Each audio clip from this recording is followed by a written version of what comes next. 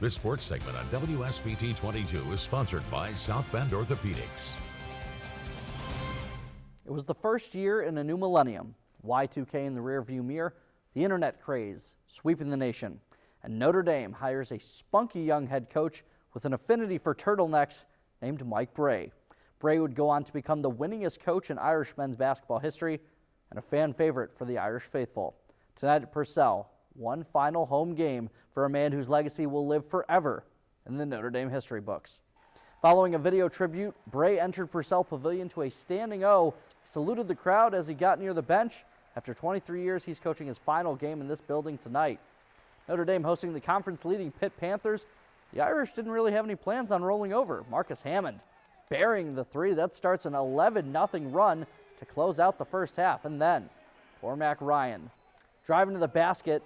Count that baby, and a foul. The Irish, maybe inspired by Brey, led 25th ranked Pitt 42-28 at halftime. Let's move to the second half. Marcus Hammond doing some more damage, knocks down the three here to put Notre Dame up by 15. And then it's the super senior again, Cormac Ryan, picking the pocket and taking it all the way for the slam to put the Irish up 17. Notre Dame wins Mike Brey's final home game as head coach 88-81. And I'm now joined by WSBT 22 Sports Director Pete Byrne, who's live at Purcell Pavilion. Pete, an emotional night for Notre Dame, but able to end Mike Brey's final home game with a W. Take us through what you saw there tonight. Yeah, Leo, we've known that tonight was coming for several weeks now, but at the same time, I don't think this was a night that anybody really saw coming. It's been no secret. This season has not been the way Notre Dame has wanted it to be. Very little has gone right for the Fighting Irish, but nonetheless, his team was able to claw out a victory tonight and deliver one final trademark Notre Dame moment and turn this night into a celebration. It's not going to change much in the final standings, but Notre Dame upset Pittsburgh tonight. We just saw the highlights, 88-81, knocking off the #1 team in the conference and turning this building into a frenzy. And after the night was over, Mike Brey took one final victory lap around this court, thanking the fans, and before he walked off this floor one final time, he grabbed the mic and shared these messages with the crowd. I can't thank our crowd enough. What an unbelievable night, and very proud of our guys. They're really good. It's really good, and we defended pretty much for the whole game. I thought we were good offensively, and it was neat to feel this atmosphere in here one last time. Our crowd was great. Our students were great. We wanted it bad for a variety of reasons. I think that this has obviously been a challenging season, and I think it's not gone the way everyone expected it to, especially, and most importantly, the guys in that locker room. So that's been draining physically, mentally, but, at no point, have we ever given up. Anybody can be fired up and ready to play when you're winning 15 games in the ACC like we did last year, but when you're sitting at 2 wins, to come out, be ready to play, and beat a top 25 team is, I think that tells a lot about this group.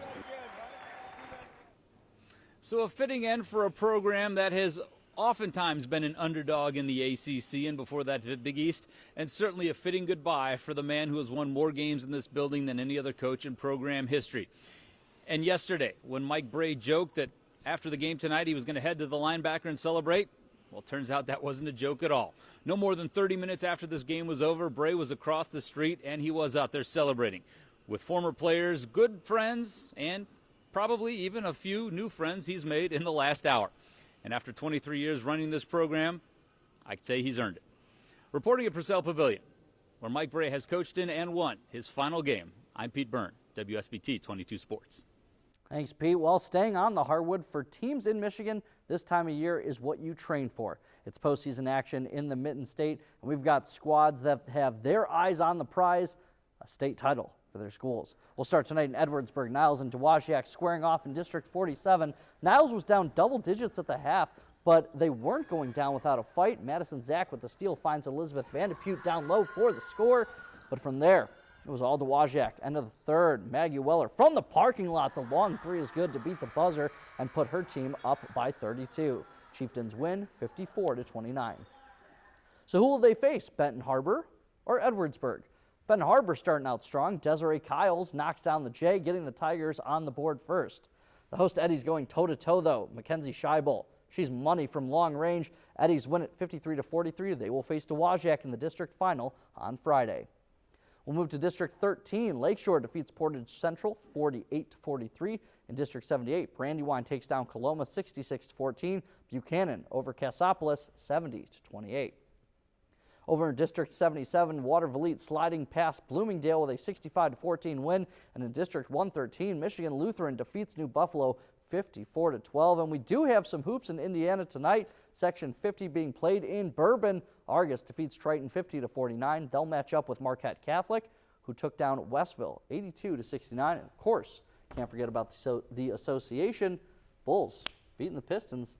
Bulls trying to make things interesting towards the end. Sounds like it. All right, Leo, thanks. Back in a moment.